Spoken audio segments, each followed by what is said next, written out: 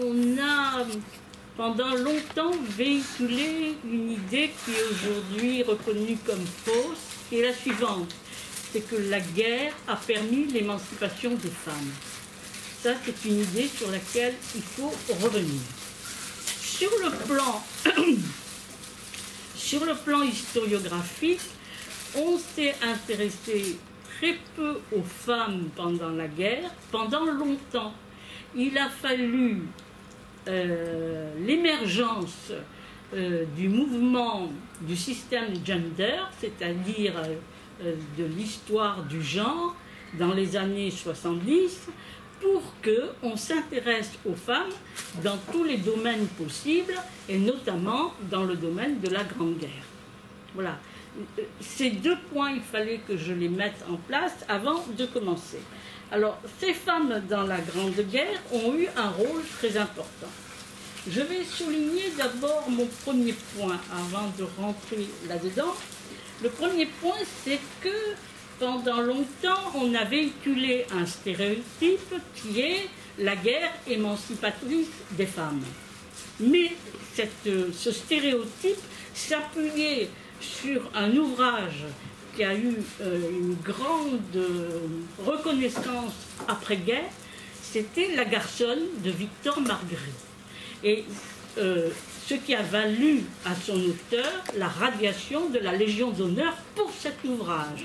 Or, quand on lit cet ouvrage, on se rend compte, on l'a accusé de pornographie, on l'a accusé de libération de la femme, on se rend compte que la jeune femme qu'il décrit, elle a un comportement pas pornographique du tout, et pas si libéral que ça. Donc ça, c'est mon premier point. Alors, je rentre maintenant dans le vif du sujet. L'année 1914, on a cru que ça allait être l'année de la femme.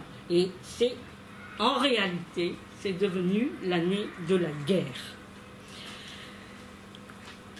Et cette année 14, ce démarrage de l'année 14, s'appuie sur deux illusions. La première illusion, c'est l'émancipation des femmes. La deuxième illusion, c'est qu'on attendait une guerre courte. On a cru que les soldats allaient revenir manger la dinde à Noël. Et en réalité, ce fut une guerre très longue.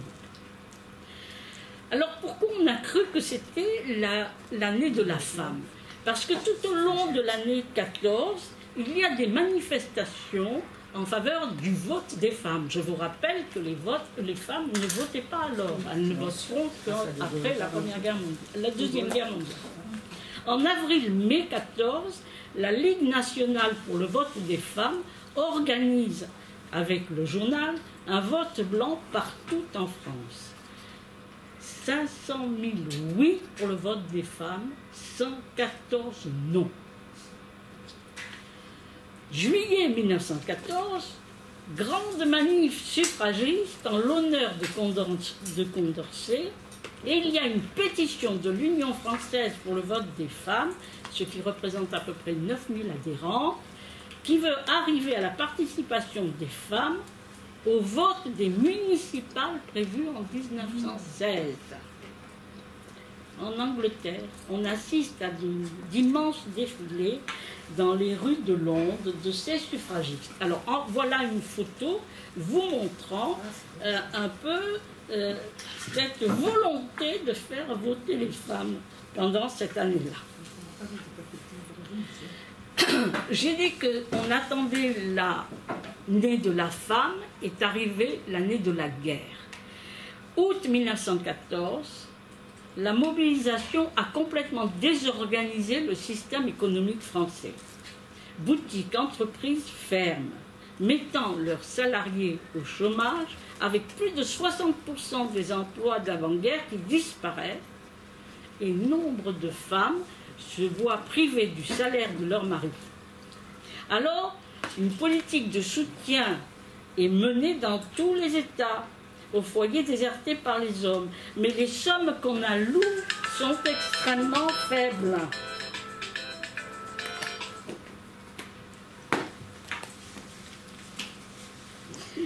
Vous voyez déjà, premier rôle des femmes, ici, elles accompagnent leurs hommes au train qui les emmène vers le front. Alors donc, je disais que la France a été désorganisée, au point que Viviani, qui était présidente du Conseil, s'adresse à tous les Français, et notamment aux femmes françaises, en leur disant « Debout, femmes françaises, filles et fils de la patrie, remplacez sur le champ du travail ceux qui sont sur le champ du bataille, préparez-vous à leur montrer demain la terre cultivée, les récoltes rentrées, les champs ensemencés. » Voilà.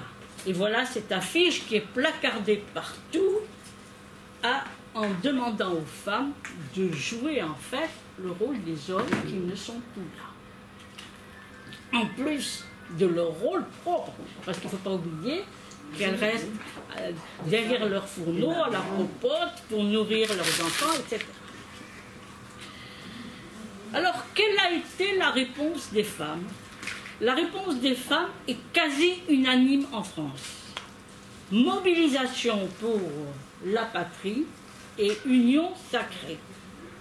Au point que même les féministes célèbres de l'époque, comme une Marguerite Durand, qui tient un journal qui s'appelle La Fronde, écrit « Femmes, votre pays a besoin de vous, soyons dignes d'être citoyennes, et que notre but, qui est le droit de vote, soit reconnu ou non. » Soit reconnu ou non. Donc, en fait, servir devient le mot d'ordre de toutes les Françaises, et en général de toutes les femmes. On n'a qu'à soulever le rôle de la reine Marie en Angleterre, qui joue parfaitement ce rôle. Alors, les femmes vont s'enrôler dans l'entreprise de guerre, et notamment dans l'industrie de guerre, parce que le pays a besoin de mobiliser plus d'hommes. Alors, en France, pour vous donner un chiffre, plus de 60% des actifs sont mobilisés, soit 8 millions d'hommes. En Allemagne, 13 millions. En Angleterre, 6 millions. Ce qui explique que la femme va jouer tous les rôles, mais absolument tous les rôles. Cheminote, poinçonneuse, métro, usine de guerre, etc. Et la réponse du pays est la suivante. C'est que le pays aurait pu profiter de cette occasion pour faire entrer les femmes dans l'armée, puisqu'elle le demande. Réponse, non.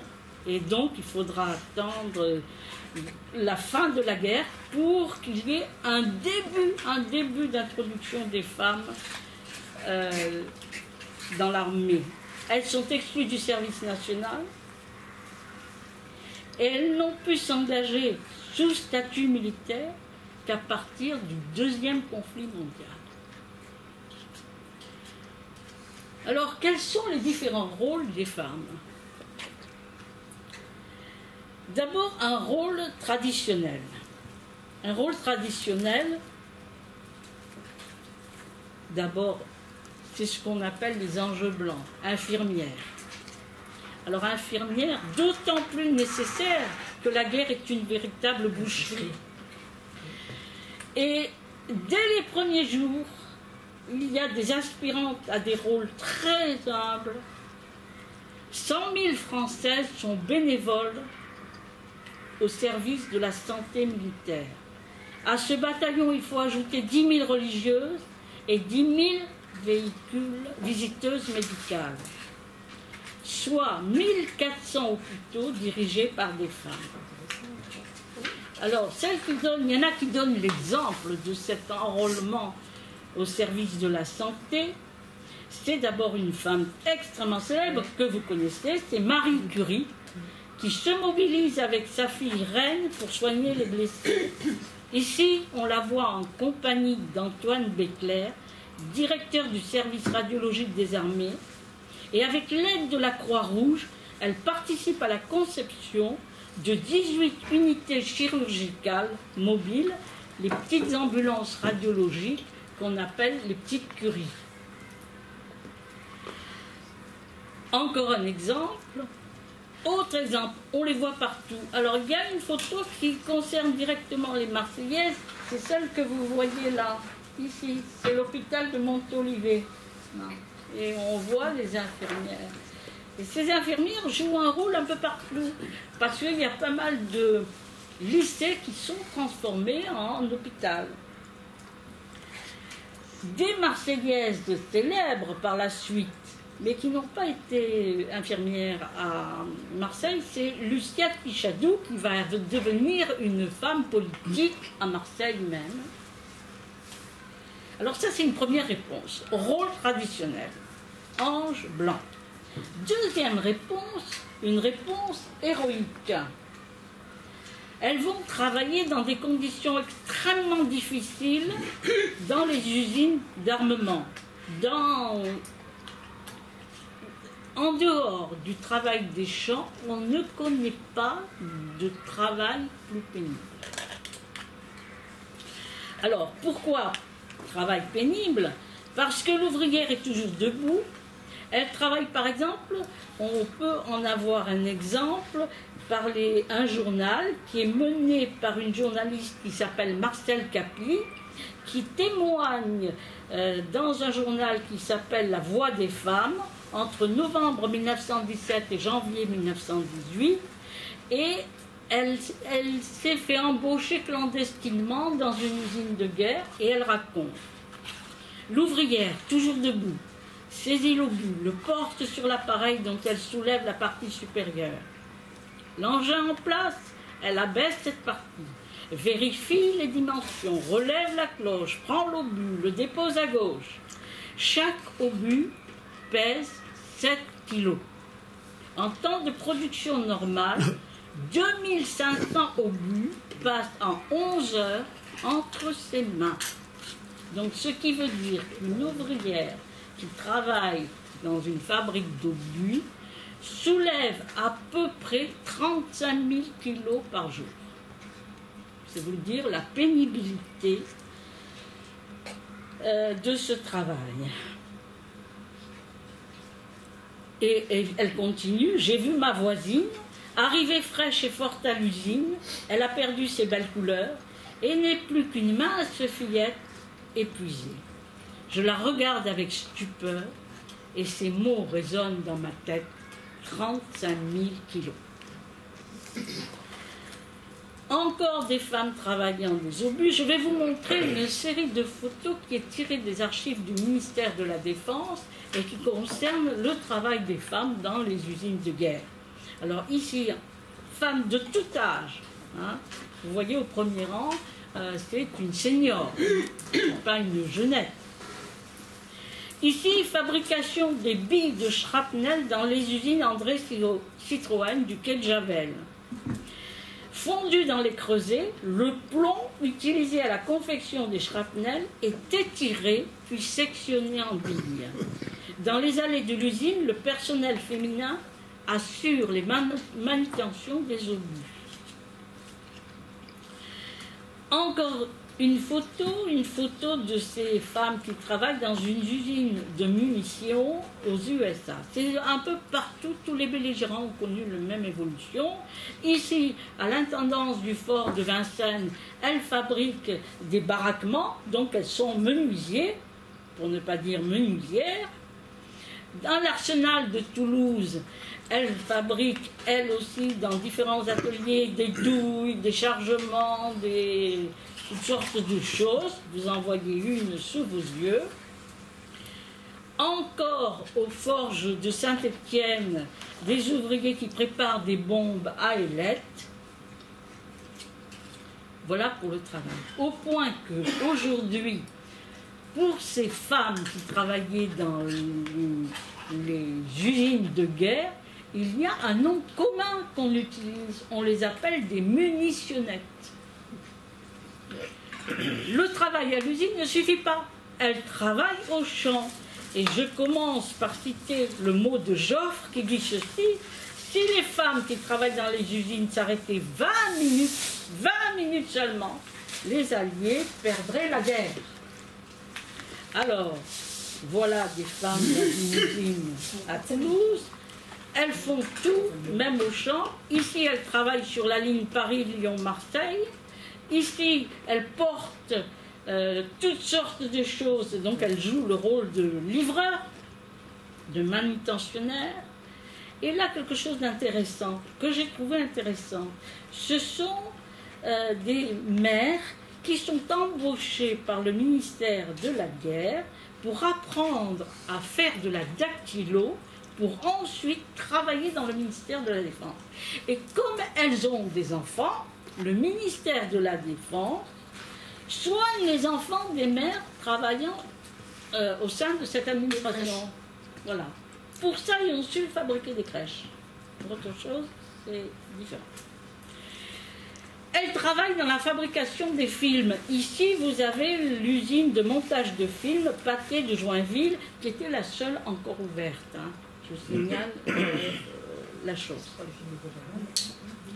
Elles travaillent dans les fabriques de sacs de terre. Or, vous savez que les sacs de terre sont très utiles dans les tranchées, puisque l'on met du sable et qu'ensuite ça va servir de parapet pour essayer d'empêcher l'ennemi d'arriver jusqu'aux tranchées et surtout pour parer aux balles. Oui.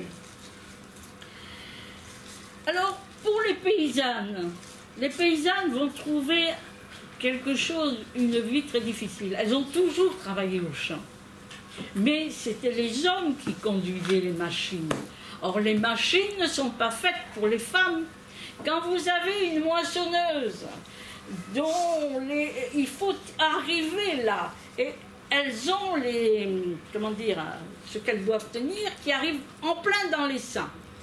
Donc, il faut travailler avec. Donc ça, c'est le problème de ces femmes. Voilà, je vous montre. Quand elles ont des machines, parfois elles sont obligées de remplacer les animaux de trait parce que les animaux de trait ont été réquisitionnés par la guerre. Donc là, vous avez 3 femmes qui tirent la charrue. Vous avez 3 femmes qui fauchent à la main. Et vous avez une femme qui est maréchal ferrant. Elles font tous les boulots. Là, les vendangeuses. Je quitte la campagne pour vous montrer d'autres postes. Évidemment, elles jouent les petites mains dans les services télégraphiques. Transmission. Elles sont demandées par l'Automobile Club de France qui essaye d'enrôler des dames automobilistes. Voilà une grande affiche qui montre ce fait. Elles sont conducteurs de tramway. Ici, vous avez un bus Montparnasse. Je vais vous en montrer d'autres. Toulouse, Marseille.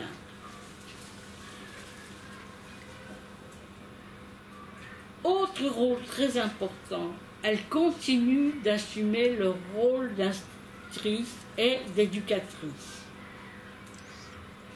Et enfin, c'est à ce moment-là, en 1917, qu'est créée l'école des surintendantes d'usine à l'initiative de 5 femmes, dont Cécile Branchevic. Cécile Branchevic, que vous connaissez sans doute. C'est l'école des surintendants d'usine, ça veut dire école de l'ancêtre des assistantes sociales. Une femme qui a joué un rôle à Marseille, c'est Camille Bourdillon, qui était bénévole dans un hôpital qui a été créé par ses oncles au 67 rue Saint-Jacques. Il y a aussi les femmes de l'ombre. Alors, les femmes de l'ombre, c'est celles qui sont envoyées en mission étrangère, sans qu'on le sache, et celles-là, elles portent le costume de l'armée. Ce Ce sont les espionnes, dont vous connaissez la célèbre Mata Hari, de son vrai nom Margareta Gertruda Grietsch. C'est une danseuse, une courtisane, qui est morte fusillée à Vincennes le 15 octobre 1917. Aujourd'hui, on rediscute du vrai rôle de Mata Hari. Une femme que j'admire beaucoup, qui est Edith Cavell. Edith Cavell, qui est née en Angleterre et qui est morte le 12 octobre 1915 en Belgique. C'était une infirmière britannique. Elle a été fusillée par les Allemands pour avoir fait de la résistance. Elle a permis à des centaines de soldats alliés de s'évader par la Belgique.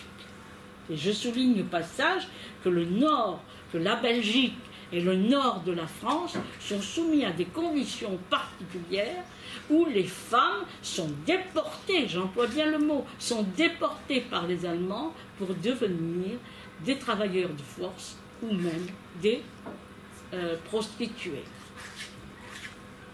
Une autre encore, Louise de Brétigny, plus connue, celle qu'on appelle la Jeanne d'Arc du Nord, qui est gouvernante, qui s'engage comme agent de renseignement pour le Secret Intelligence Service, mais alors qu'elle a un vaste réseau, alors elle a fourni de nombreuses informations sur l'artillerie du Kaiser. Elle est arrêtée, elle est condamnée à mort, et finalement sa condamnation est commuée en prison à vie, et elle mourra de tuberculose.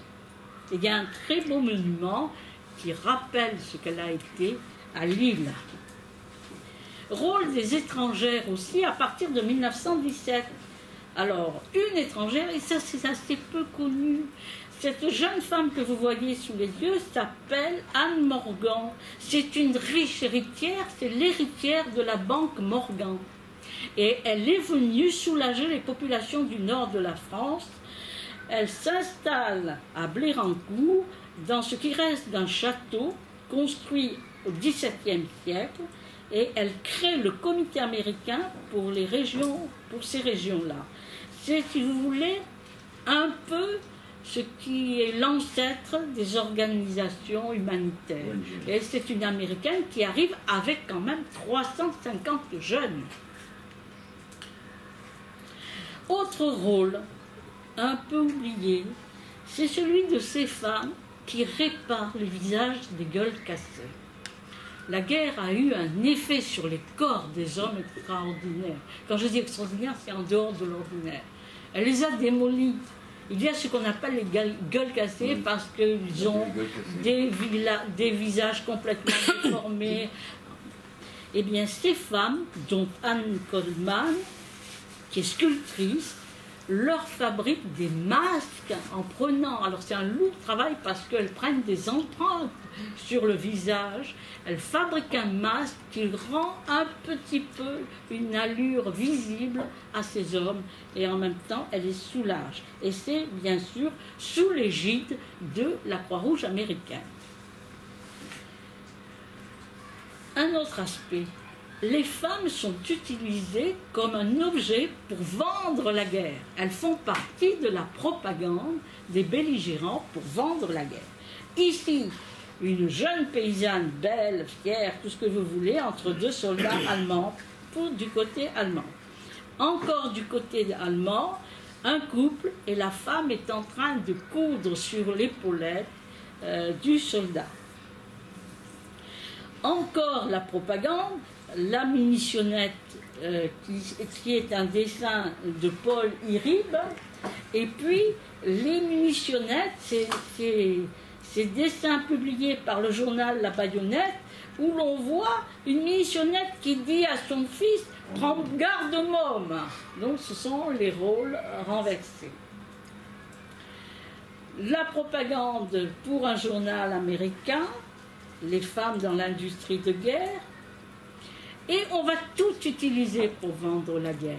On utilise les jouets des enfants, on utilise les enfants, on utilise les cartes postales, on utilise des femmes pour maintenir le moral des troupes par l'envoi des grands artistes que sont Damien, Mistinguette, Sarah Bernard, qui va faire une virée dans les armées, c'est bien qu'on peut dire que la poule et la prostituée sont une distraction nécessaire, tandis que l'épouse qui représente le foyer amollit les cœurs, nous explique un général.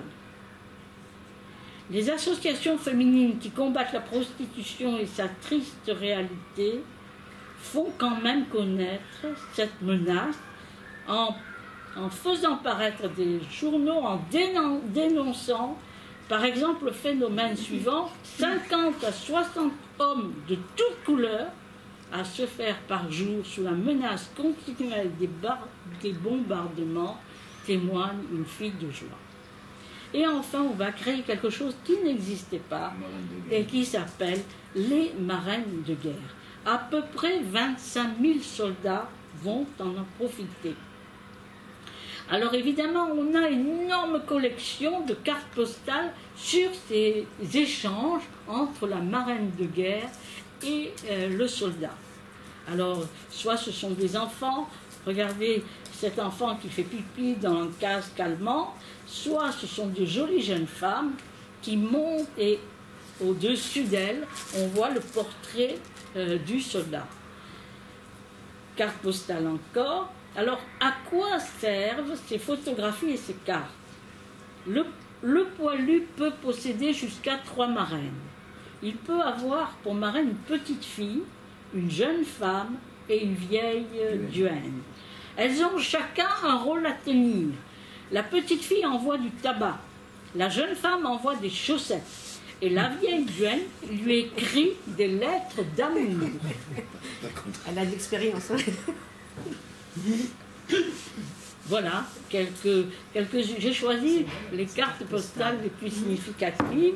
Alors ici, elle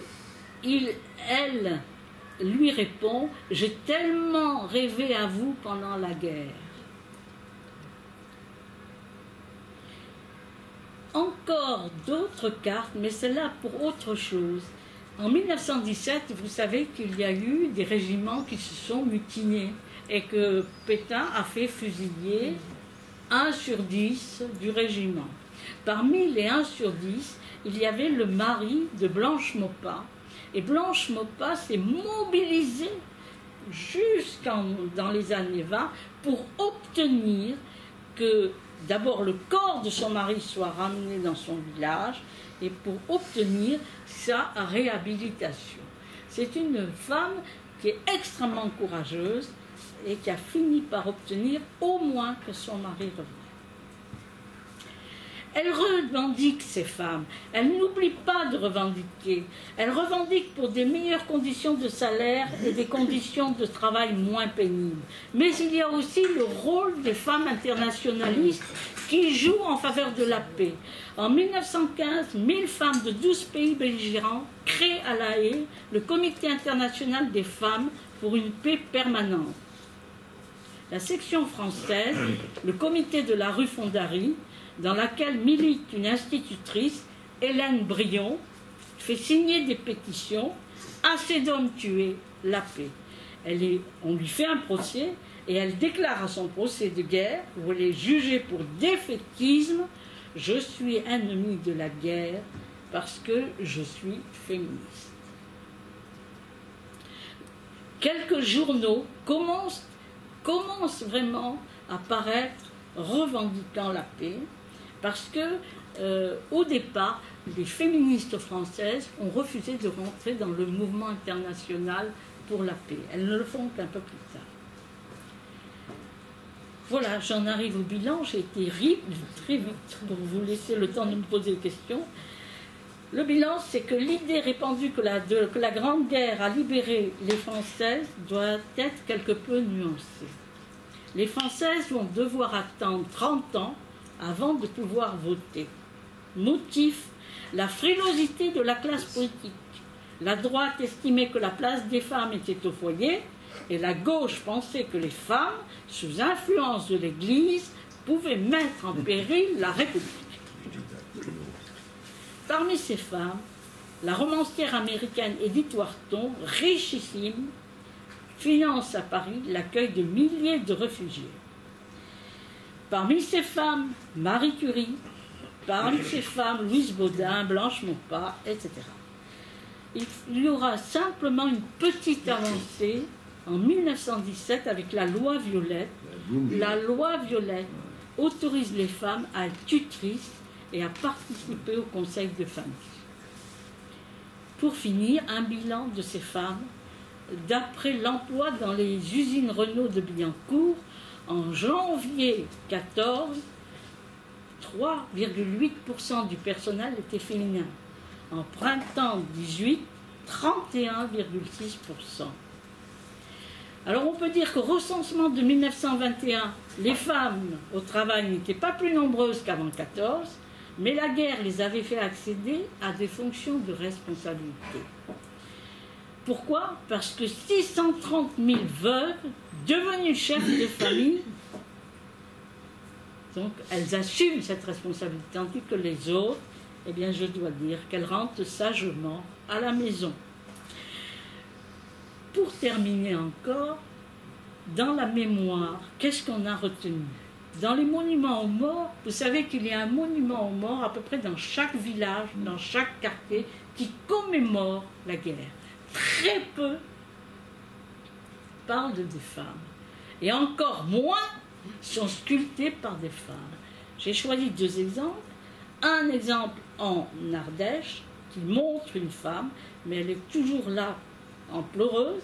Et un monument qui a été sculpté par une femme, Émilie Rodez, près de Cherbourg, et qui assure que maudite soit la guerre. Voilà.